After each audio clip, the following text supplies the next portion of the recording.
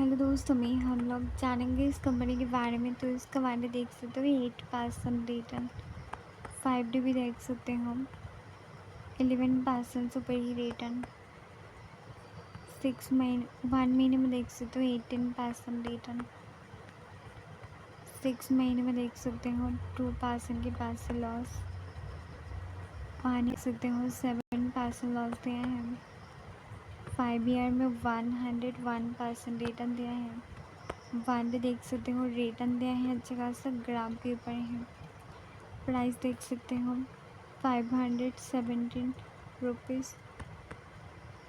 Market size देख सकते हो, पी देख सकते हो 37। डिविडेंड बहुत कम, मार्केट अपन हाई देख सकते हो। क्या आप भी इस कंपनी के शेयर होल्डर हो या दूसरी कंपनी का, मुझे भी कमेंट करके बताना।